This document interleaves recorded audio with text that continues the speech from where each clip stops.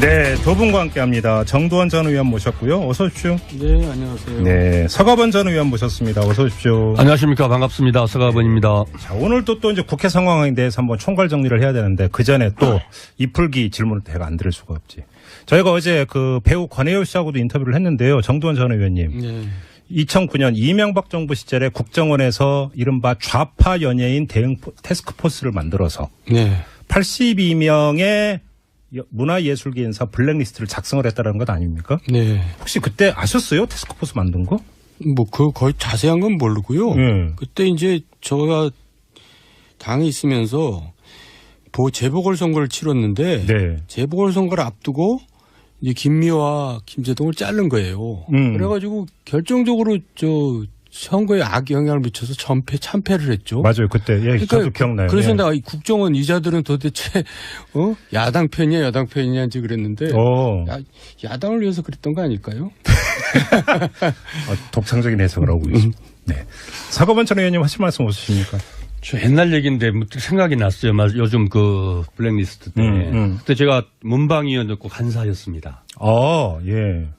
그때 이제 여당 의원들, 당시 여당 의원들, 김미화, 김구라, 김재동, 왜 TV 내보내냐고 이 상임위에서 그때 공개적으로 이렇게 얘기를 했었고요. 한나라당 얘기하는 거죠. 그러니까 한나라당 의원들이. 그렇죠. 그렇죠. 그리고 그때 이제 지금 국정원 얘기를 하는데 네. 한번 그래서 제가 그 문제 제기해서 시끄럽게 했었는데 이 한나라당 간사가 당시 나경원 의원. 그랬나요? 그 다음에 문광부 장관이 유인촌. 그렇죠. 예. 그 다음에 최시중 방통위원장. 예.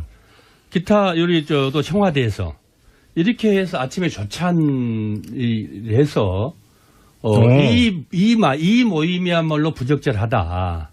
그런 모임이 있었어요? 그때? 예. 그래가지고 그때 세게 우리가 밀고 들어갔는데. 네. 결국은 특별하게 그 증거를 성과를 내지를 못했지만. 잠깐만. 그러니까 그때 청와대에서 최시중, 유인촌, 나경원. 아마도. 그때 이런 사람들이 밥 먹으면서 모였다? 기억나는 게. 지금 다, 최소한 그렇게 했어요. 국정원하고 나경원 의원하고. 그러면 이건 김기춘. 모르겠는데. 김기춘, 조윤성 관계보다 더 넓었네, 그러면? 그렇죠. 그러니까 사실 좀 만날 수야 있지만은. 네.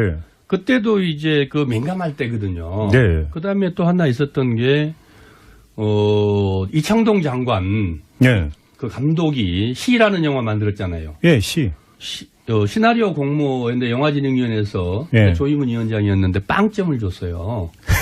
그래갖고 탈락했습니다. 그런 일도 있고 그때 여러 가지 선들은 많았는데 어떤 뚜렷한 근거를 찾지 못해가지고 증거를 찾지 못해서 우리가 더 이상 진도가 나가지는 못했습니다만은 어쨌든 전체적으로 문화예술인들에 대한 진보적 문화예술인이라고 낙인 찍힌 사람들에 대한 탄압은 상당히 극심했었죠. 알겠습니다. 근데 이 얘기는 꼭 하고 지나고 싶은데요. 네.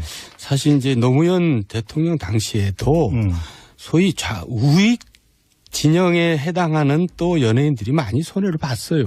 그러니까 그때는 이제 블랙리스트까지 있었는지 모르지만은. 네. 하여간 정권마다 이렇게 되풀이되는 일이라는 것은 꼭 얘기하고 싶어요. 알겠습니다. 근데 확인 하나만 할게요. 정두원 전 의원님. 지금 서가번 전 의원께서 청와대에서 그때 실세 중에 실세라는 최시중, 그다음에 유인촌, 나경원 이런 분들이 모여서 밥 먹으면서 얘기했다고 하는데 혹시 알고 계셨어요? 몰랐죠. 이런 모임이 있었다는 거 모르셨어요? 예.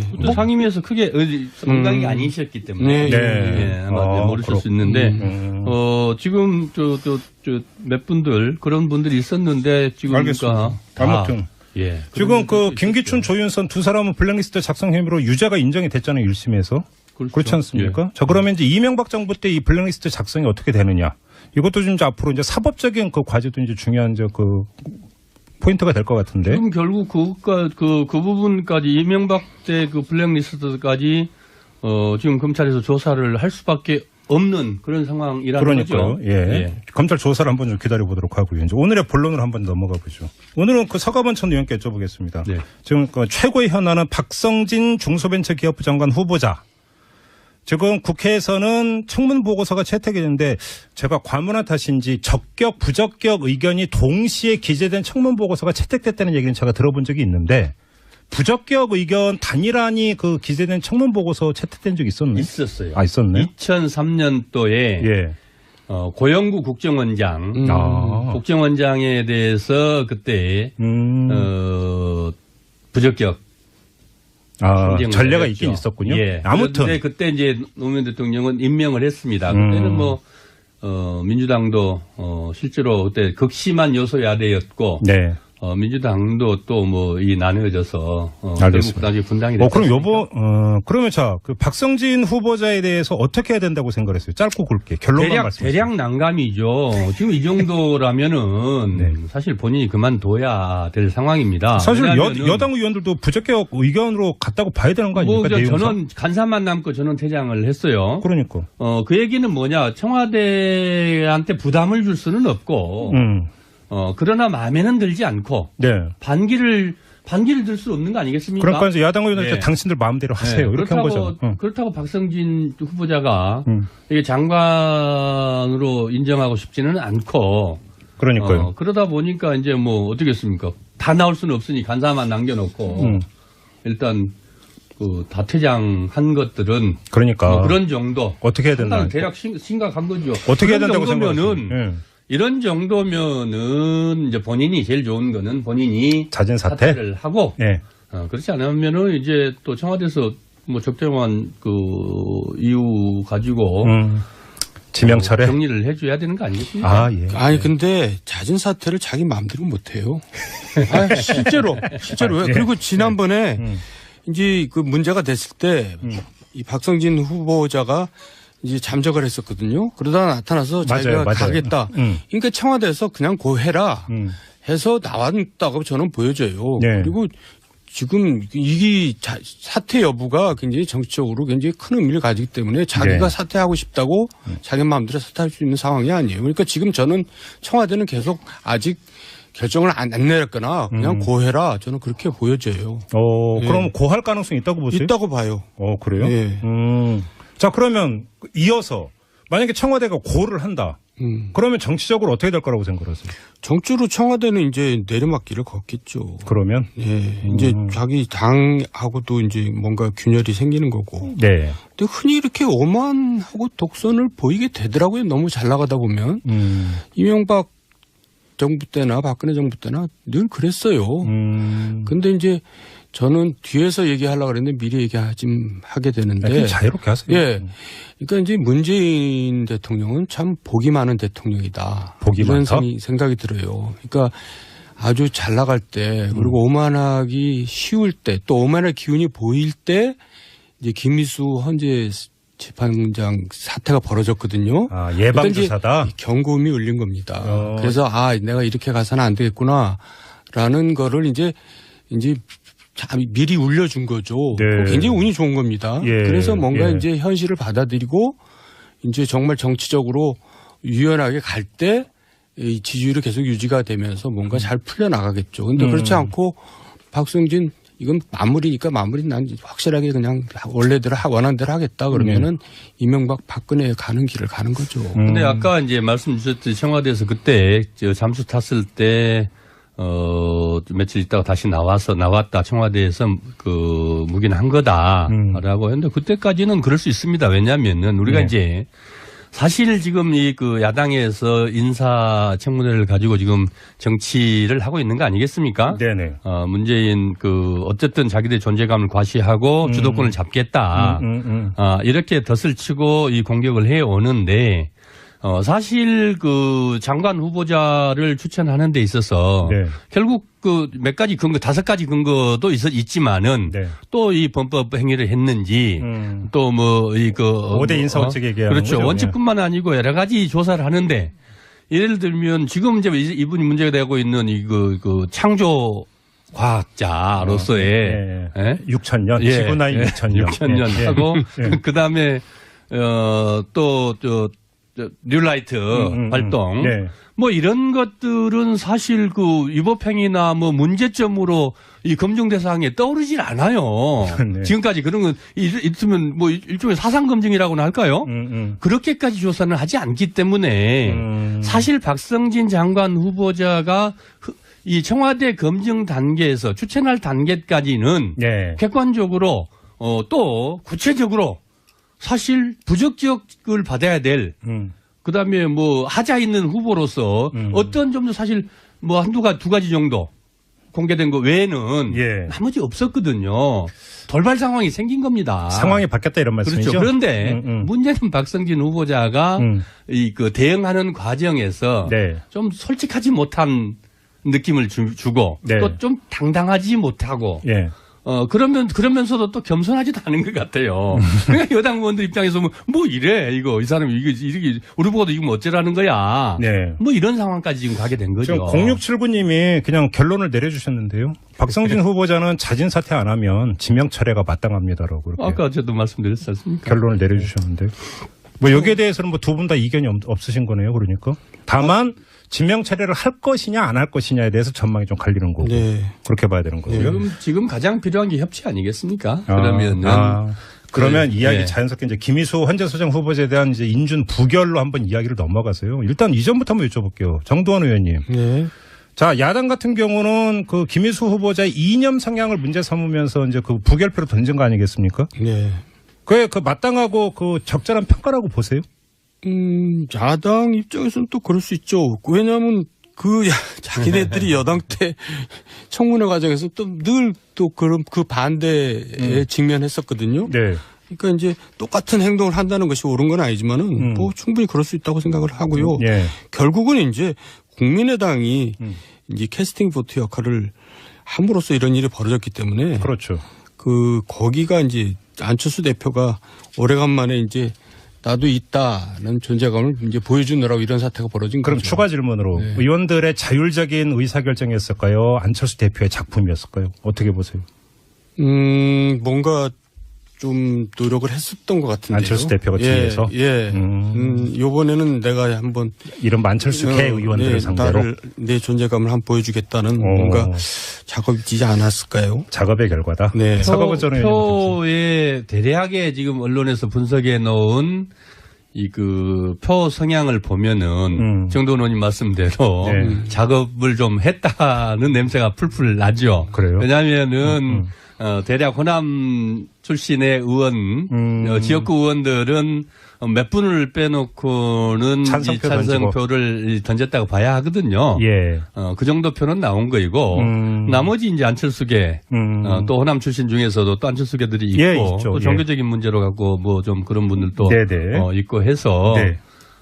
보면은 냄새가 많이 나죠. 아, 그래요? 그러면 다음 질문. 그러면 이번에 부결을 그러면 안철수 대표 국민의당 이끌어갔다고 치고 그럼 국민의당한테는 이게 정치적인 성과가 앞으로 그 길이 더 넓어지는 겁니까? 앞으로 이제 이 정치라는 건 딜이잖아요. 주고받는 거잖아요. 그렇죠. 그래서 이제 정기국회 과정에서 좀 많은 것을 얻어내겠다. 이제 이런 포석인데 예. 그렇다 그래서 또 안철수 대표 개인 지지율이 올라가는 건 아닙니다. 아, 그래요? 네, 근데 어쨌든 뭐. 그러면 얻어내겠다는 게 예를 들어서 호남 지역에서 SOC 예산이라든지 뭐 이런 게 될 수 있는 건가요? 예, 그리고 앞으로도 이제 비일비재하죠. 전 얻어낼게.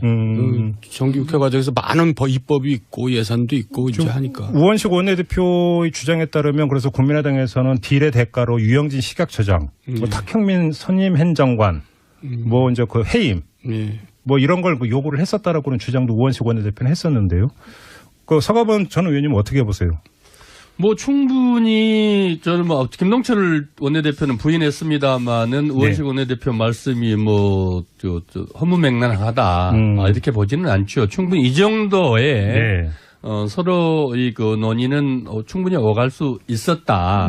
특히 국민의당 김동철 원내대표 입장에서 보면은 충분히 있다고 봐야죠. 그러나 그래요? 이제 이거를 굳이 깔 필요는 있었을까? 이건 뭐 논의로 하더라도요. 어쨌든 그런데.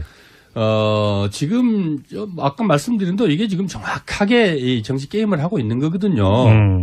이게 또 이니셔티브를 지겠다는 거 아니겠습니까? 특히 국민의당 입장에서는 그 덫에 사실 그 민주당이 좀 걸렸죠. 걸렸다. 예. 그리고 현실이 또 그렇게 돼 있어요. 그러니까 그 현실을 인정하고 정치를 해야죠, 민주당은. 청와대도 그렇고. 그리고 또 국회는 원래 주인이 다수 여당이 아니라 소수 야당이 주인이더라고요. 제가 옛날부터 보면은. 네네네. 그러니까 이제 소수 야당이 반대하면 다수 여당이 달래가면서 이렇게 줘가면서 끌고 가는 거지. 네. 일방적으로 그렇게 하지 않았어요. 군사정권 때도요. 그러니까 이 현실을 인정을 안 하는 것 같으니까 인정해달라고 지금 이제 한번 제동을 걸은 거고요. 일종의 시위네요, 그러니까. 저는 그 현실을 인정하지 않으면은 오히려 정부 여당의 손해라고 생각합니다. 사실 이번에 직권 상정을 했잖아요. 네. 깜짝 놀랐어요, 사실은. 원래 근데 예고됐던 거 아니에요? 왜냐하면은 이번에 이제 홍준표 대표가 장애투쟁을 조기에 거둬들이고 들어왔지 않습니까? 그렇죠. 일전 불사하겠다고 지금 들어온 거거든요. 예. 안철수 대표 되고 나서 뭔가 국민들한테 자기 존재를 드러내야 돼요. 그러면은 국민의당이 하고 최소한 국민의당과 합의하에서 회군한 것이다. 들어가야 되는데 예. 이게 합의가 다 그렇게 생각을 했죠. 근데 합의하지 않는 상태에서 합의하지 않는 상태에서 직권 상정을 한 거거든요. 아니 그러니까 근데 이게 자유한국당이 장애투쟁을 끝내고 국회로 돌아오자마자 제일 먼저 한 게 바로 인준 표결이었어요. 그러니까요. 바로 그날. 이게 직권 상정을 해서 네. 임명 동의안 표결을 붙일 사안은 아니라는 대단히 위험한 사안이었죠. 그때 최소한 국민의당과는 합의서를 작성을 하고 지금 민주당 말씀하시는 그렇죠. 거니까 직권 상정을 해서는 안 되는 거예요. 이 건은. 근데 어쨌든 뭐 정책 판단에 미스가 있었다는 어쨌든 도둑이 들려면 개도 안 짓는다고 이런 여러 가지 좀 그런 상황 판단들이 조금씩 그렇게. 근데 저는 우원식 원내대표가 당연히 그 국민의당 의원 일일이 다 확인을 했을 거예요. 아니 저희가 마땅히 했어야 되고. 어제 강훈식 원내대변인하고 인터뷰를 했는데 바로 그날 점심 때 김동철 국민의당 원내대표로부터 찬성표가 최소 20표는 된다라는 얘기를 들었다라고 저희 인터뷰에서 얘기를 했어요. 그렇게 지금 저도 원내 수석을 해서 많은 협상을 했습니다마는 이 그 원내에 최소한 합의 과정들이 있거든요. 개원을 한다든지 그다음에 투표를 들어가다든지 이런 것들은 여야가 서로 야당 때 저희들이 했잖아요. 그러면은 여당은 어떻게 해서든지 그 통과를 시켜드리게 하던 책임이 있고 그러면 야당한테 뭔가 반대 구부를 좀 줘야 되잖아요. 서로 협상이니까 협상에서 공짜가 어디가 있겠습니까? 줘야죠.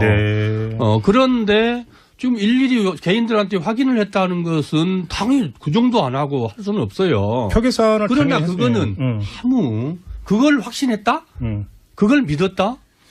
그래서 이번 사태는 세 가지가 합의 과정이 있어야 세 가지가 이제 합해서 나온 일인데 청와대의 오만, 여당의 무능, 불성실, 안철수의 오기가 뭉쳐가지고 이제 이 사태가 벌어진 거죠. 알겠습니다. 자, 그러면 조금만 더 나가보죠. 지금 그러면 또 인준 표결이 하나 더 있습니다. 김명수 대법원장 후보자에 대한 인준 표결이 있어야 되는데 역시 또 캐스팅 보트는 지금 그 자유한국당하고 바른정당하고 벌써 그 반대 입장 표명을 했고 그럼 또 국민의당의 입장에 따라서 이게 갈리는 거잖아요. 이게 이제 국민의당 특히나 이제 안철수 대표 입장에서 보면 이번에 이제 소탐 대실이라고 보여지는데 존재감은 과시했을지 모르는데 또 국민당의 이 그 폭이 조금 더 그 협상의 폭은 넓어졌을지는 모르겠는데 결국 그럼 국민의당은 뭐 하는 당이냐. 정체성에 있어서 오히려 마이너스가 있다. 정체성이 지금 그러면은 언제든지 자유한국당하고도 뭐 이 한편 먹고 그다음에 그 당이 결국은 국민의당이라는 게 문재인이 싫어서 나온 사람들이 모인 당 아닙니까? 그리고 안철수 대통령 그 플러스 안철수 대통령 한번 만들어 보겠다는 사람들. 그래서 문재인이 죽어야 안철수가 산다. 뭐 대략 이런 등식을 아직도 이 성립한다고 보고 있고 아직 그 감정이 충분히 남아 있는 상황들이죠. 그러면 김명수 그럼에도 불구하고 어쨌든 안철수로서는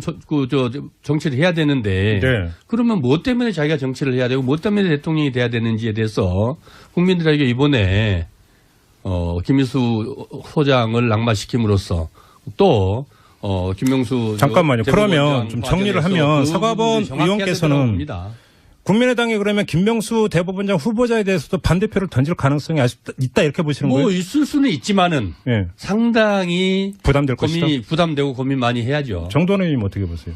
그러니까 정부 여당이 네. 김희수 사태를 계기로 해서 좀 현실적이 돼야 될 필요가 있다고 저는 말씀드렸고요. 예. 이제 겉으로는 서로 비난전을 하고 있지만은 저는 정부 여당이 뭔가 달래기 위해서 양보를 좀 해야지. 다시 한번 김명수 부결이 되면은 이건 정말 이제 자, 그러면 예.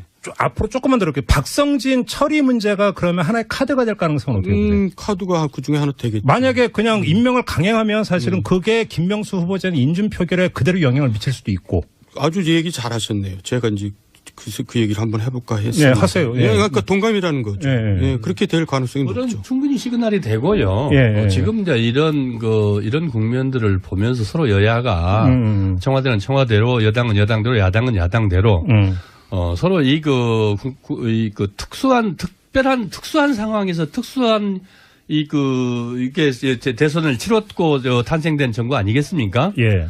서로 정파적 이해가 있고 또 요구가 있기는 지지자들의 요구가 있긴 하겠지만은 네. 어쨌든 최소한 협치를 통해서 국민들에게 그래도 좀 달라지고 우리들을 위한 정치다.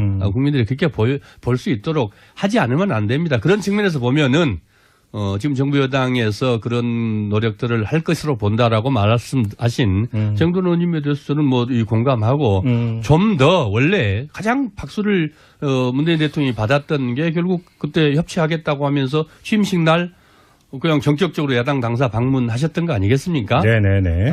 물론 여야 영수회담에다 그래도 나는 안 가겠다, 쇼 안 하겠다고 안 오는 홍준표 대표가 더 큰 문제가 되긴 합니다만은 네. 그래도 참고 협치의 참아라. 정신으로 국민을 보고 정치를 가야 된다고. 근데 또 하나 점검할 게 안철수 대표가 무슨 이야기를 하냐면 기자들하고 만나서 강경화 외교부 장관하고 4강 대사 교체된다고 지금 이야기를 이것도 사실은 좀 이례적인 발언인 것 같은데 이 발언을 액면 그대로 받아들이면 안철수 대표는 앞으로 당분간 대여 그다음에 대문재인 정부 강공 드라이브를 계속 걸겠다. 특히 인사 문제에 관한 한. 네. 이걸 선언한 것으로도 해석을 해야 되는 거 아닙니까? 물론 제가 봐도 좀 무리하게 보여요. 무리하다? 네. 예. 너무 또 무리하면 또 본인한테 손해죠. 근데 어쨌든 예. 지금 그런 강공 일변도로 가겠다는 것을 이제 강하게 나 지금 이렇게 하려 그러거든. 그러니까 하여간 알아서 좀 해봐. 나 건드리지 마. 이거. 네, 이제 그런 거죠. 건드리지 마가 아니라 나 좀 어떻게 좀 대접을 해줘. 이제 이런 얘기.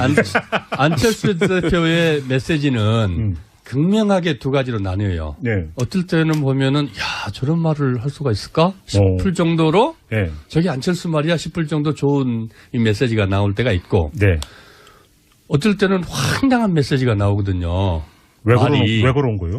본인 얘기가 별로 없다고 보여져요. 측근들이 자주 바뀌기 때문에 그러니까 이게 누가 써주느냐 조언을 누구 어드바이스를 받냐에 따라서 네. 이게 극과 극으로 가는 것 같아요. 네. 이번에 강경화 장관과 4대 대사 네. 이게 이 사퇴해라. 이런 똥볼이 어디가 있습니까? 왜 그 사람들이 그만둬야 되는 건지. 안철수 대표가 지금 이 방송 듣고 있었으면 좋겠는데. 예, 아무튼 저도 그렇습니다. 예, 그렇다.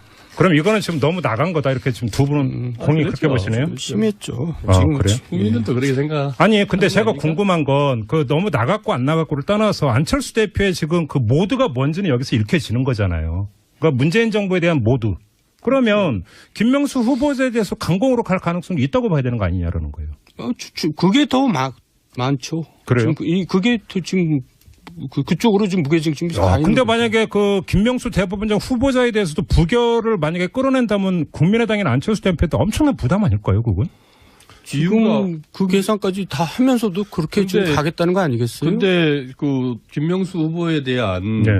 이 반대 논거가 그렇게 얼마나 있을까요? 지금 자유한국당 정도는 이 진보적 판결을 진보 성향의 판결을 너무 많이 냈다. 정재현 의원은 스펙이 안 된다고. 그다음에 그렇게 스펙이 안 된다는 말도 안 되는 얘기들을 하지만은 예. 국민의당 입장에서 보면은 무슨 이유를 들어서 춘천에서 올 때 버스 관용차 안 타고 버스 타고 왔다고 쇼한다고 그럴까요? 달리 예. 딱히 꼬투리를 잡아서 반대할 명분이 별로 없어요. 저는 그럼에도 불구하고 어쨌든 정부 여당에서는 뭔가 좀 양보하는 모습을 보여줘야 된다고 그래도 생각합니다. 그거는 뭐 저도 같은 동감입니다. 억울하더라도 끌어안아야 된다. 네, 문재인 예, 대통령이. 예. 예, 알겠습니다. 좀 이렇게 마무리를 하도록 하고요. 좀 마무리하기 전에 정두원 의원님. 네. 앞서 저희가 일부에서 이 자유한국당의 혁신안 제3차 보셨죠? 네. 탈당 권고한 거. 예. 박근혜, 서창원, 최경환 3명을 상대로 탈당 권고를 했는데 어떻게 평가하세요? 뭐 당연한 얘기고 늦었고 지금 탈당해봐야 별 의미도 없고 예. 또 탈당 안 하면 또 안 되는 얘기고 근데 저는 그 얘기를 하면서 예. 지금 박근혜 전 대통령이 저렇게 돼 있을 때 서청원이나 최명 누구죠? 최경환이 그동안 해왔던 걸로 봐서는 위원직을 사퇴해야 될 사람들입니다. 내가 저렇게 저분을 저렇게 잘못 모셨으니 그래야 되는 거 아니에요? 그 사람들이 그동안 보였던 행태를 봐서는. 근데 최경환 의원은 일사부재리인데 이거 부당하다고 그러던데. 그러니까 결국 그 지금까지 순 엉터리였다는 걸 보여주는 거죠. 충성심이고 이런 게 하나도 없이 오로지 출세욕으로 그렇게 곡학 아세하고 아부했다는 거죠. 그럼 탈당이 아니라 의원직을 사퇴해야 된다? 그럼요. 정계를 떠나는 것이 그 사람들이 마땅히 해야 될 일이죠. 모시는 분이 그렇게 됐는데. 그렇군요. 근데 저는 그래 질문하면서 그 친박 8적 이렇게 얘기했는데 그럼 나머지 6명은 이렇게 그 질문을 했는데 그건 어떻게 보세요? 6명 뺀 거는? 아니 대표적으로 이제 그 두 사람 거론됐기 때문에 한 얘기고 저 같으면은 심각하게 그렇게 고민을 하겠다. 입장을 바꿔 생각하면 혁신위에서 딱 2명만 찍었잖아요. 서청원, 최경환. 근데 이제 바른정당으로 간 사람들은 친박 8적이라고 규정한 바가 있었잖아. 윤상현 의원이나 이런 분들. 뺐길래 한 분 좀 여쭤보는 거죠. 또 이제 얘기가 오래돼가지고 지금 네. 기억에도 가물가물한데 네. 상징적인 두 사람으로서 이제 정리되는 것 같아요. 근데 만약에 탈당을 거부해서 제명을 한다고 한번 가정을 해보면 자유한국당이 좀 탈색을 하는데 조금이라도 도움이 되긴 될까요? 뭐 늦었죠. 역시 단호하셔. 알겠습니다. 자, 이렇게 직설 마무리하고 두 분과 인사 나누겠습니다. 서가번 전 의원, 정두환 전 의원 두 분과 함께했습니다. 고맙습니다. 네. 감사합니다. 재활용 교통정보입니다. 일상생활에서 발생되는 우유팩, 금속캔, 유리병, 페트병. 이렇게 없는 그런 상황이라는 그러니까요. 거죠. 예. 검찰 조사를 한번 좀 기다려보도록 하고요. 이제 오늘의 본론으로 한번 넘어가 보죠. 오늘은 그 서가번 전 의원께 여쭤보겠습니다. 네. 지금 그 최고의 현안은 박성진 중소벤처기업부 장관 후보자. 지금 국회에서는 청문 보고서가 채택이 됐는데 제가 과문한 탓인지 적격, 부적격 의견이 동시에 기재된 청문 보고서가 채택됐다는 얘기는 제가 들어본 적이 있는데 부적격 의견 단일안이 그 기재된 청문 보고서 채택된 적이 있었나요? 있었어요. 아, 있었네. 2003년도에 예. 고영구 국정원장, 국정원장에 대해서 그때 부적격 전례가 있긴 있었군요. 예. 아무튼 그때 이제 노무현 대통령은 임명을 했습니다. 그때는 뭐 민주당도 실제로 그때 극심한 여소야대였고. 네. 민주당도 또 뭐 이 나뉘어져서 대목 나중에 분당이 됐습니다. 그럼 그러면 그 박성진 후보자에 대해서 어떻게 해야 된다고 생각했어요? 짧고 굵게 결론만 말씀해 주세요. 대략 난감이죠. 지금 이 정도라면은 네. 사실 본인이 그만둬야 될 상황입니다. 사실 여당 의원들도 부적격 의견으로 갔다고 봐야 되는 거 아닙니까? 저는 간사만 남고 저는 퇴장을 했어요. 그러니까. 그 얘기는 뭐냐? 청와대한테 부담을 줄 수는 없고. 그러나 마음에는 들지 않고 네. 반기를 들 수 없는 거 아니겠습니까? 그러니까 이제 야당 의원들 네. 당신들 마음대로 하세요. 네. 이렇게 한 거죠. 그렇다고 박성진 후보자가 이게 장관으로 인정하고 싶지는 않고. 그러니까요. 그러다 보니까 이제 뭐 어떻겠습니까? 다 나올 수는 없으니 간사만 남겨놓고 일단 다 퇴장한 것들은 그러니까 뭐 그런 정도. 어떻게 해야 된다? 대략 심각한 거죠. 어떻게 해야 된다고 생각하세요? 이런 정도면은 이제 본인이 제일 좋은 거는 본인이 자진 사퇴를 하고 네. 그렇지 않으면은 이제 또 청와대에서 뭐 적정한 그 이유 가지고 지명 철회 정리를 해줘야 되는 거 아니겠습니까? 아 예. 아니 근데 자진 사퇴를 자기 마음대로 못 해요. 실제로 예. 그리고 지난번에 이제 그 문제가 됐을 때 이 박성진 후보자가 이제 잠적을 했었거든요. 그러다가 나타나서 자기가 가겠다. 그러니까 청와대에서 그냥 고 해라 해서 나왔다고 저는 보여져요. 네. 그리고 지금 이 사퇴 여부가 굉장히 정치적으로 굉장히 큰 의미를 가지기 때문에 자기가 네. 사퇴하고 싶다고 자기 마음대로 사퇴할 수 있는 상황이 아니에요. 그러니까 지금 저는 청와대는 계속 아직 결정을 안 내렸거나 그냥 고해라 저는 그렇게 보여져요. 예. 그럼 고할 가능성이 있다고 보세요? 있다고 봐요. 그래요? 예. 자, 그러면 이어서 만약에 청와대가 고를 한다. 그러면 정치적으로 어떻게 될 거라고 생각하세요? 정치로 청와대는 이제 내리막길을 걷겠죠. 그러면? 예. 이제 자기 당하고도 이제 뭔가 균열이 생기는 거고. 네. 근데 흔히 이렇게 오만하고 독선을 보이게 되더라고요. 너무 잘 나가다 보면. 이명박 정부 때나 박근혜 정부 네, 두 분과 함께 합니다. 정두환 전 의원 모셨고요. 어서 오십시오. 네, 안녕하세요. 네, 서가번 전 의원 모셨습니다. 어서 오십시오. 안녕하십니까. 반갑습니다. 서가번입니다. 자, 오늘도 또 이제 국회 상황에 대해서 한번 총괄 정리를 해야 되는데 그 전에 또 이풀기 질문을 제가 안 드릴 수가 없지. 저희가 어제 그 배우 권혜율 씨하고도 인터뷰를 했는데요. 정두환 전 의원님. 네. 2009년 이명박 정부 시절에 국정원에서 이른바 좌파 연예인 대응 태스크포스를 만들어서 네. 82명의 문화예술계 인사 블랙리스트를 작성을 했다는 것 아닙니까? 네. 혹시 그때 아셨어요? 태스크포스 만든 거? 뭐, 거의 자세한 건 모르고요. 네. 그때 이제 저가 당에 있으면서 재보궐선거를 치렀는데 네. 재보궐선거를 앞두고 이제 김미화, 김재동을 자른 거예요. 그래가지고 결정적으로 선거에 악영향을 미쳐서 참패를 했죠. 맞아요. 그때 예, 저도 기억나요. 그래서 예. 내가 이 국정원 이자들은 도대체 야당 편이냐 여당 편이냐인지 그랬는데 야당을 위해서 그랬던 거 아닐까요? 독창적인 해석을 하고 있습니다. 네. 서가번 전 의원님 하실 말씀 없으십니까? 저 옛날 얘기인데 문득 생각이 났어요. 요즘 그 블랙리스트 때. 그때 제가 문방위원이었고 간사였습니다. 예. 그때 이제 여당 의원들, 당시 여당 의원들, 김미화, 김구라, 김재동, 왜 TV 내보내냐고 이 상임위에서 그때 공개적으로 이렇게 얘기를 했었고요. 한나라당 얘기하는 거죠. 그러니까 한나라당 의원들이. 그렇죠. 예. 그렇죠. 그리고 그때 이제 지금 국정원 얘기를 하는데 네. 한번 그래서 제가 그 문제 제기해서 시끄럽게 했었는데 이 한나라당 간사가 당시 나경원 의원. 그랬나요? 그 다음에 문광부 장관이 유인촌. 그렇죠. 예. 그 다음에 최시중 방통위원장. 예. 기타 또 청와대에서 이렇게 해서 아침에 조찬해서 이 모임이야말로 부적절하다. 그런 모임이 있었어요? 그때? 예. 그래가지고 그때 세게 우리가 밀고 들어갔는데. 네. 결국은 뭐 특별하게 그 성과를 증거를 찾지 성과를 내지를 못했지만. 잠깐만. 그러니까 그때 청와대에서 최시중, 유인촌, 나경원 아마도 그때 이런 사람들이 그러니까 밥 먹으면서 모였다. 기억나는 게 지금 다 최소한 그렇게 했어요. 국정원하고 나경원 의원하고. 그러면 이건 김기춘 모르겠는데 김기춘 조윤선 관계보다 더 넓었네 그러면. 그렇죠. 그러니까 사실 뭐 좀 만날 수야 있지만은 그때도 이제 민감할 때거든요. 네. 그다음에 또 하나 있었던 게 이창동 장관. 네. 그 감독이 시라는 영화 만들었잖아요. 예, 시나리오 공모인데 영화진흥위원회에서 조희문 위원장이었는데 빵점을 줬어요.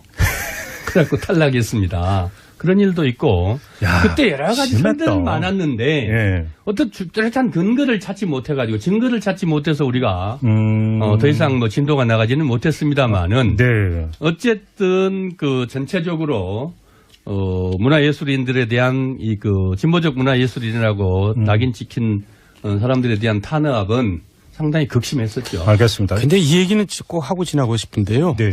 사실 이제 노무현 대통령 당시에도 소위 우익 진영에 해당하는 또 연예인들이 많이 손해를 봤어요. 그러니까 그때는 이제 블랙리스트까지 있었는지 모르지만은.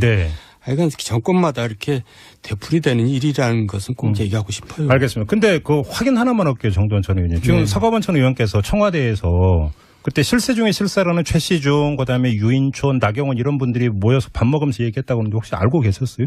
몰랐죠. 이런 모임이 있었다는 거 모르셨어요? 예. 또 상임위에서 크게 응당이 아니셨기 때문에 아마 모르실 수 있는데 지금 몇 분들 그런 분들이 있었는데 지금 알겠습니다. 아무튼 지금 그 김기춘, 조윤선 두 사람은 블랙리스트 작성 혐의로 유죄가 인정이 됐잖아요, 1심에서. 그렇지 않습니까? 자, 그러면 이제 이명박 정부 때 이 블랙리스트 작성이 어떻게 되느냐? 이것도 좀 이제 앞으로 이제 사법적인 그 과제도 이제 중요한 그 포인트가 될 것 같은데. 지금 결국 그 부분까지 이명박 때 그 블랙리스트까지 지금 검찰에서 조사를 할 수밖에